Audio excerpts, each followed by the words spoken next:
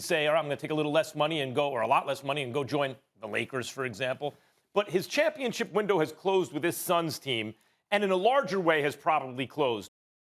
All right, I'm going to come out here and I'm going to say something that you've never heard before, something that we've all been thinking, but nobody's had the audacity to come out and say it. Nobody's had the chutzpah to get up on the mic in front of the camera and say it, but I'm here to do it. And let me tell you, I am sick and tired of bringing up rings when talking about how great a player is individually. It's going to be interesting as we go forward the rest of this NBA season, as it looks like the Phoenix Suns are almost guaranteed to win a ring now that they have Kevin Durant. It's going to be interesting to see how the dialogue surrounding Chris Paul changes, because wow, you want to talk about somebody who has been relentlessly dogged for literally the last decade because they have never won a team award. Holy shit. You just explained Chris Paul's entire career right there. We're talking about a guy who's gonna finish second in assists, second in steals, insanely efficient player throughout his entire career, but the dialogue surrounding him for the better part of 20 years now has been, oh, he can't finish it. He can't get across the finish line. He can't win a ring. And you know what? It's tired.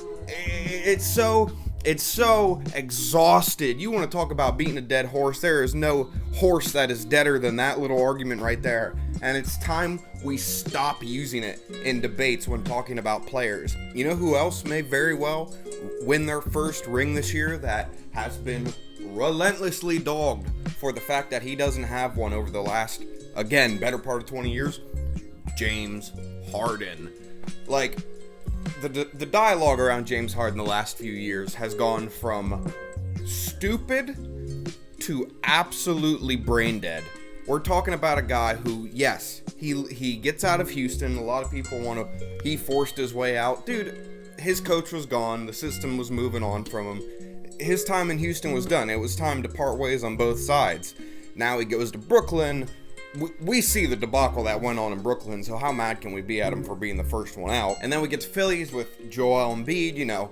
He's averaging league leading assist or something like that. People wanted to say he was washed because he was being a bit immature, came into training camp out of shape for Brooklyn before eventually getting shipped to Philly, where he finally got his act together, it seemed like. But at the same time, the people just shouting from the distance, he doesn't have a ring! And you know what the crazy thing is about Chris Paul and James Harden? Is that in both cases, since they're no longer top dog, first to eat on their team, the narrative going forward, if either of them do win a ring, is they were carried.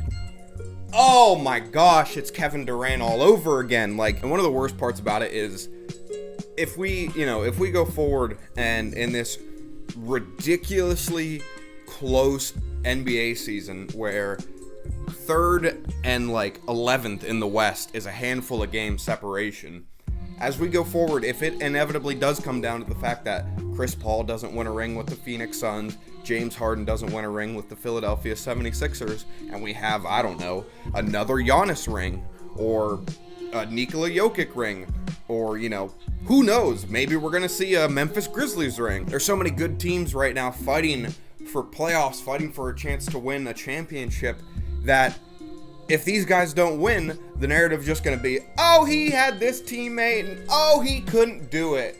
Chris Paul had Kevin Durant, and he couldn't do it. James Harden had Joel Embiid, and he couldn't do it. And it's dude, first of all, you don't even care if they're not the number one guy on their team, and then all of a sudden when they're not the number one guy team, when they don't win, you want to shove all the blame on them.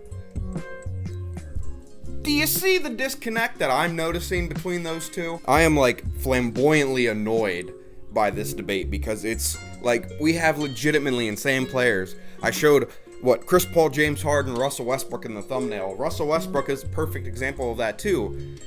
A guy who's had, some great teammates in his career. He played beside LeBron James. He played beside Kevin Durant, Anthony Davis, but he doesn't have a ring.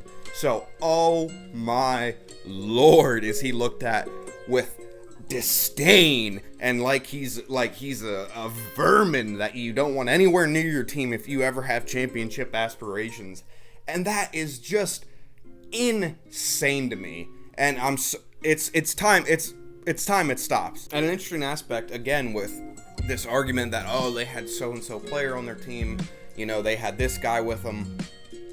That is just the nature of the NBA nowadays. Like, you have so many guys who are so talented. Like, we all agree that there's never been more talent in the league than there is right now.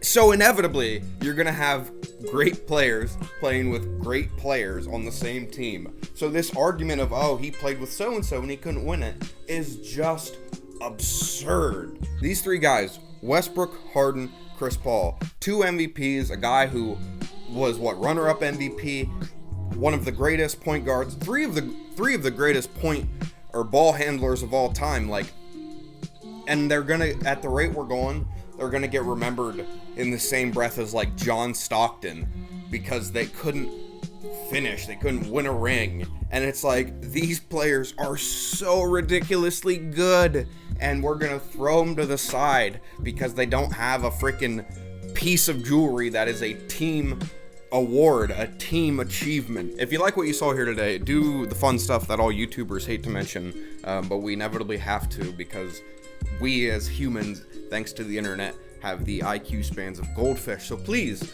like, comment, subscribe. I really hope you enjoyed your time today.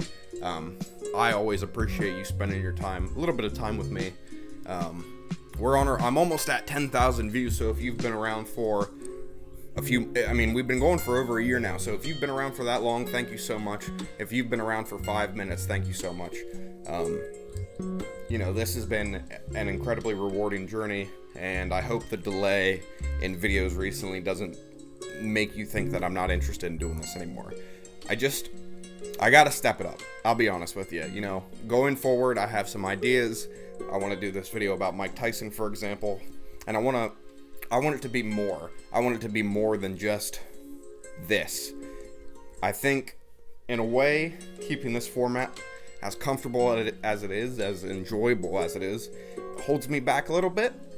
So I'm going to try to start working on some other stuff in the future. Inevitably, I hope you're going to join me for that ride, because as always, my name is Zachary Taylor, and I thank you for your time today.